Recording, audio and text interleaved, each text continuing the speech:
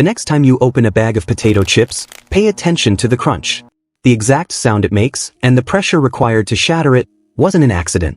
It was mathematically calculated in a laboratory. You probably think you're just having a quick snack, but you are actually participating in a highly engineered neurological experiment. And unfortunately, you are losing. For most of your life, you've probably blamed yourself for overeating. You told yourself you just lacked discipline, or that you were just too hungry. But the truth behind your cravings is much darker. In the late 20th century, a man was hired to fix a problem for major food corporations. He wasn't a chef. He was a mathematician with a PhD from Harvard. His name was Howard Moskowitz. And what he discovered completely rewired the modern food industry. Moskowitz didn't look at food as something to nourish the human body.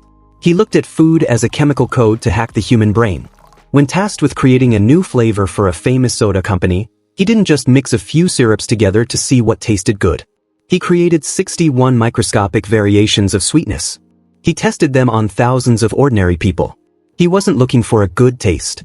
He was looking for the mathematical peak of human desire, an industry term he famously coined as the Bliss Point.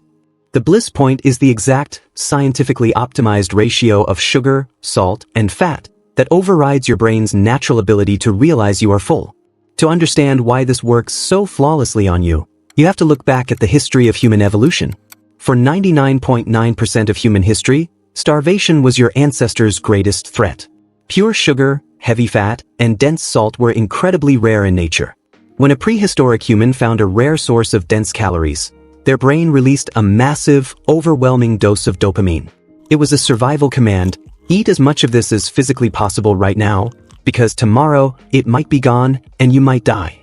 Your brain is still running that exact same prehistoric software today, but the environment around you has completely changed. Today, food engineers use the Bliss Point to weaponize your survival instinct. But finding the perfect amount of sugar was only the first layer. The industry quickly realized they had a second biological barrier to break. It's a phenomenon scientists call sensory-specific satiety. In nature, if you eat too much of one strong flavor, your brain gets bored. It turns off the craving, so you'll stop eating and seek out a variety of other nutrients. To bypass this natural stop switch, corporations created complex, contradictory flavor profiles. Think about your favorite highly processed snack. It's salty, but it's also secretly sweet, maybe a little spicy, and very crunchy. This is called dynamic contrast. Your brain can't easily categorize the flavor. Because it can't figure it out, it never gets bored. The stop signal is never sent. But the worst manipulation was yet to come. In the 1990s, the food industry perfected a dark art. They called it vanishing caloric density. Take a typical extruded cheese puff. When you put it in your mouth, it almost instantly melts away into nothing. This isn't just for a fun texture. It is a calculated neurological trick. Because the food vanishes so quickly, your brain is tricked. It thinks there are no calories in it. It literally thinks you are eating nothing. Your stomach is physically stretching, but your brain keeps screaming, "Eat more, you are still starving."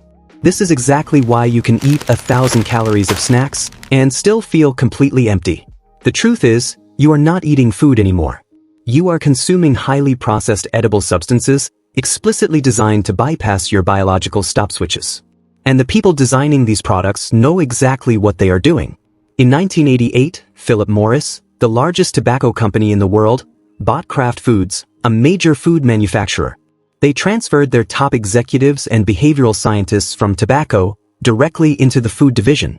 The same people who engineered cigarettes to be maximally addictive began applying those exact same addiction models to cookies and cheese.